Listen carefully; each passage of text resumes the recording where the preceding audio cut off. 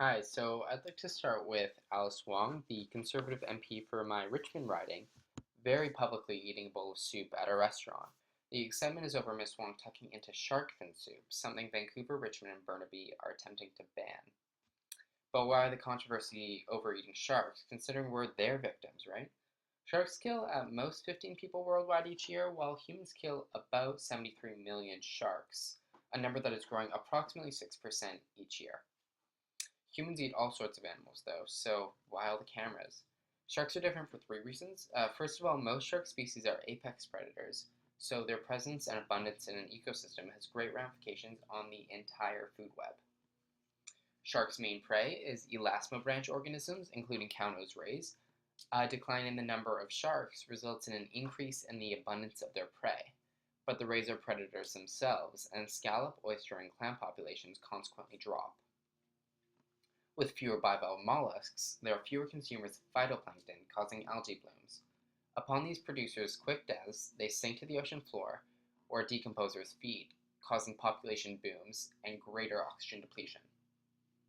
Godwin's law says that any conversation will inevitably end with Hitler or the Nazis. Similarly, in ecology, most scenarios end with jellyfish dominating the warm, oxygen-depleted oceans, since few other organisms are known to have the same tolerance.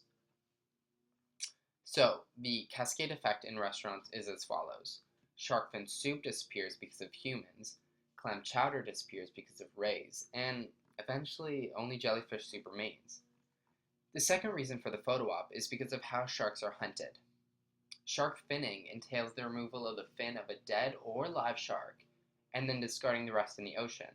These wasteful processes are used because the rest of the carcass is very large and expensive for a fishing vessel to transport, and has very little consumptive value.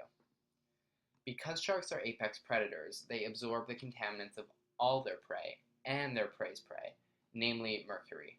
Shark meat contains the highest concentrations of methylmercury out of any seafood. The third reason for the cameras is the high susceptibility of sharks to extinction.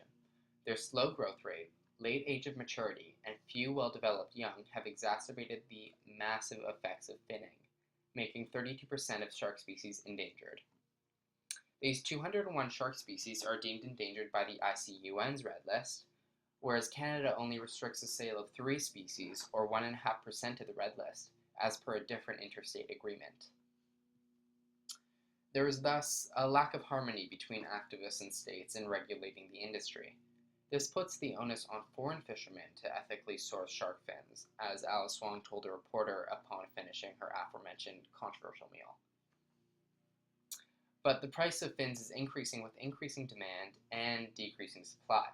So a single shark set of fins fetches about $120 at the moment, making the practice more and more lucrative in poverty-stricken countries where finning tends to be legal. Shark fin soup continues to symbolize power, wealth, and generosity, just as it did upon its adoption in the Sung Dynasty. But with the rise of the world middle class, and particularly that in China, demand for luxury items has skyrocketed, such as shark fin soup. Humans have become an increasingly mobile species, and with rising immigration comes the spread of people's culture, including the food one eats. This brings us back to Metro Vancouver, where about 28 restaurants serve shark fin soup.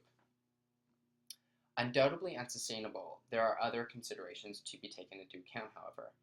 Any such ban of shark fin soup in Metro Vancouver would exclusively affect Southeast Asian communities, especially during celebratory occasions. A ban might therefore be seen as discriminatory to Chinese Canadians vis-a-vis the Canadian Multiculturalism Act. If shark fin soup is part of Chinese culture, then it is actually the government's duty to protect it, not ban it, in order to preserve the multicultural nature of Canada. But there's disagreement even within Metro Vancouver's Chinese community. Hong Kong-born restaurant owner David Chung believes that second-generation Chinese Canadians in favor of the ban are too willing to be assimilated to Canadian culture. Carrie Jiang, a second-generation Chinese Canadian and the Vancouver City Councillor spearheading the ban, was described by Mr. Chung as a banana.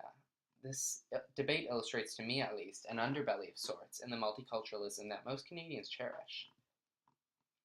So I just want to end by asking, where else do Canadian policies regarding environmental and cultural protection grind against each other? And I thought of the Atlantic seal hunt, so that's just something good to think about. Thank you very much.